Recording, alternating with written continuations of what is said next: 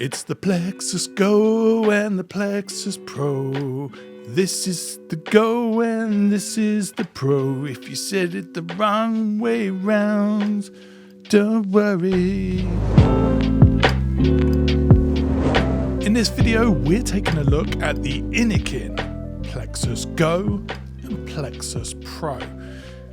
Over 10 years ago, I remember having a T18. It was one of Innokin's starter kits. And they've gone back to their roots. They've been missing for a long time, but now they've got some more solid offerings to stop smoking. They're the beginner devices. So let's take a look. Here we are. We have the Plexus Pro and the Plexus Go. I mean, basically they're the same. They're the same, but they're different. I mean, there's some very small differences, but let's get rid of those. So the Plexus Pro is really my focus of this video because it's the bigger brother to a very simple device. If we kind of rotate around, you'll see they're pretty much the same, but they're a little bit different. This is definitely the better device. This is a very simple device. On this device, although it looks the same, there is no screen. That's the big giveaway. You do have a light up button, and they are basic pod devices. So from up top, I did say this is a pod device. Now, I've been running this one for a little while. It is a very enjoyable top fill, as in enjoyable, it's dead simple. See that little arrow just there? You just push in that general direction and you pour your juice in through that fill port. It just slides across. But the Z became from the Zenith, which we don't see so much anymore. And it's also a built-in coil. You can see the magnets there on the base. We've got some airflow holes either side, and there's the contact for the base of the coil. That just drops in there. So we fill it up, drop it in place, leave it for 5 minutes, and that gives us a chance to have a look at the device.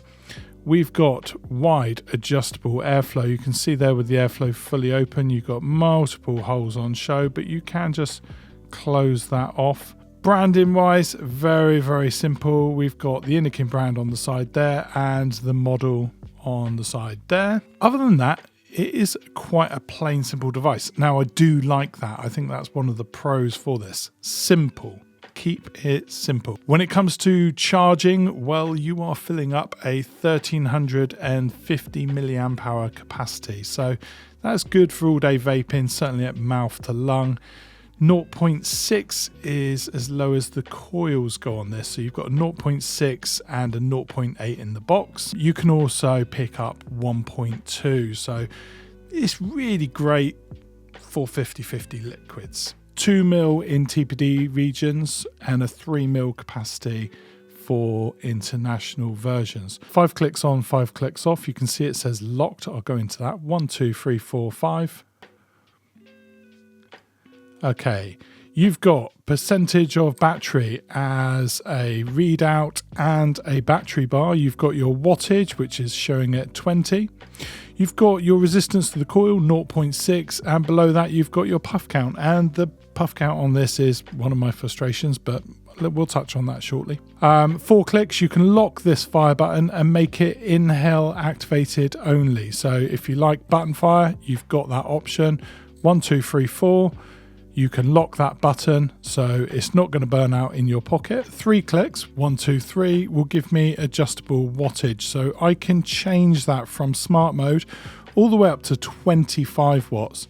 In smart mode, it's telling me go with 20. So I'm going to take that back round and say that smart mode knows best for the 0.6, and I'm going to leave it on 20.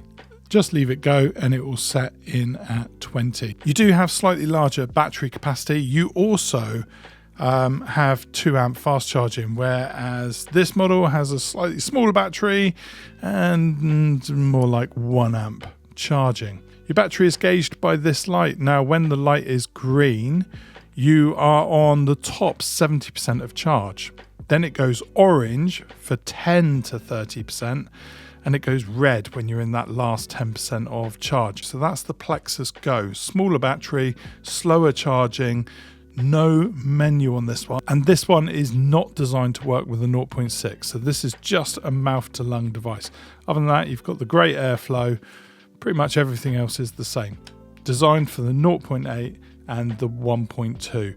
It will only come with one pod, which is the 0.8. So I think we've summed up there some of the differences between the base model, the Go, smaller battery, 1000 milliamp hours, 20 watts max output, which is fine because you can only use the 0.8 and the 1.2. Pros and cons, well, the pros are obvious. This is a great go-to beginner device. So if you've just stopped smoking, then it's absolutely perfect. You can pick it up. It's got smart mode. You can turn off the button, 4 clicks, and you can just pick it up and use it. I really like a puff count. And on this device, every time you turn the device off, it zeroes the puff count, which is kind of strange. The puff count's normally a good gauge to whether you should be replacing it if you're unsure. I don't know why they've done that. Maybe it just switches off, totally off, and it just can't restore any memory. But it's good to see Innokin back in the game. We thought they just totally disappeared. So it's good to see them just before the year's out with the Plexus Go and the Plexus Pro. And if you enjoyed this video, make sure you've liked. You can jump in the comments, join us for a conversation. But definitely make sure you subscribe because you'll see videos like this one that's about to appear anytime now. We drop new videos all the time, so hit the subscribe button. Bye. Yes, this is my Christmas jumper. Boing.